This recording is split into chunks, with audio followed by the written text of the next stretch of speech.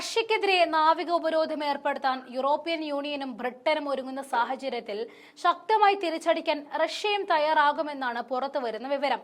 അങ്ങനെ സംഭവിച്ചാൽ യൂറോപ്യൻ രാജ്യങ്ങളിലേക്കും ബ്രിട്ടനിലേക്കും കപ്പൽ വഴിയുള്ള ചരക്ക് ഗതാഗതത്തെയും അത് സാരമായി തന്നെ ബാധിക്കും.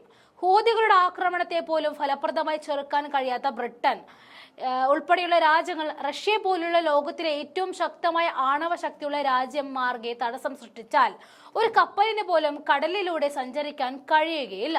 ഇത് ഫലത്തിൽ ലോക വിപണിയെ തന്നെയാണ് സ്തംഭിപ്പിക്കുക.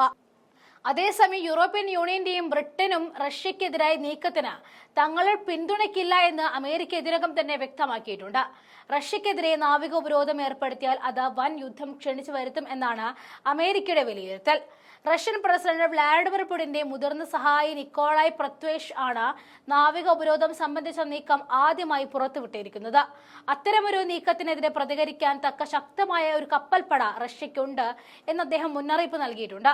ഈ മേഖലയിലെ ദേശീയ നയത്തിന് മേൽനോട്ടം വഹിക്കുന്ന റഷ്യയുടെ മാരിടൈം ബോർഡിന്റെ ചെയർമാൻ കൂടിയായ പ്രത്യുഷേവ് വർദ്ധിച്ചുവരുന്ന ഭൗമരാഷ്ട്രീയ സംഘർഷങ്ങൾക്കിടയിൽ റഷ്യ കടലിൽ വർദ്ധിച്ചുവരുന്ന ഭീഷണികളും വെല്ലുവിളികളും ഫലപ്രദമായി നേരിടുന്നുണ്ടെന്നും ചൂണ്ടിക്കാണിച്ചിട്ടുണ്ട്. റഷ്യൻ കപ്പലുകളെ കടലിൽ നിന്നും പുറത്താക്കാനുള്ള ഉദ്ദേശം പടിഞ്ഞാറൻ ശക്തികൾ വെളിപ്പെടുത്തി കഴിഞ്ഞിട്ടുണ്ട്.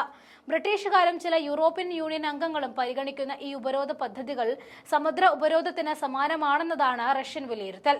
ഈ നടപടികൾക്ക് റഷ്യ ശക്തമായ പ്രതികരണം നൽകുമെന്നും എതിരാളികൾ അത് താങ്ങില്ല എന്നുമാണ് പ്രത്യുഷേവ് മുന്നറിയിപ്പ് നൽകിയിരിക്കുന്നത്. നയതന്ത്രപരമോ നിയമപരമോ ആയ നടപടികൾ പ്രാബല്യത്തിൽ വന്നില്ലെങ്കിൽ റഷ്യൻ ഷിപ്പിംഗിന്റെ സുരക്ഷ രാജ്യത്തിലെ നാവികസേന ഉറപ്പാക്കുക തന്നെ ചെയ്യും. ലണ്ടനിലോ ബ്രസൽസിലോ ഉള്ള റഷ്യൻ വിരുദ്ധർ ഇത് വ്യക്തമാക്കി മനസ്സിലാക്കി കളിക്കുമെന്നും അദ്ദേഹം തുറന്നടിച്ചിട്ടുണ്ട്. കാലഘട്ടത്തിനനുസരിച്ച് നാവിക തന്ത്രങ്ങൾ പരിഷ്കരിക്കുന്നതിനൊപ്പം തന്നെ ആളില്ലാ സംവിധാനങ്ങളുടെ വികസനവും വിന്യാസവും ഉൾപ്പെടെ വലിയ തോതിലുള്ള നാവിക ആധുനികവൽക്കരണ പരിപാടി റഷ്യ പിന്തുടരുന്നുണ്ടെന്നും പ്രത്യുഷേവ് വ്യക്തമാക്കുന്നു. ഒരു നാവിക ആയുധ മത്സരത്തിൽ ഏർപ്പെടാൻ റഷ്യ ഉദ്ദേശിക്കുന്നില്ലെങ്കിലും അതിലേക്ക് കാര്യങ്ങൾ എത്തിയാൽ ഏത് സാഹചര്യം നേരിടാനും തയ്യാറാകും എന്നുമാണ് അദ്ദേഹം പറയുന്നത്. യുക്രൈൻ സംഘർഷത്തെ തുടർന്ന് 2022 പാശ്ചാത്യ രാജ്യങ്ങൾ റഷ്യയിൽ സമുദ്ര നിയന്ത്രണങ്ങൾ ഏർപ്പെടുത്തിയിരുന്നു.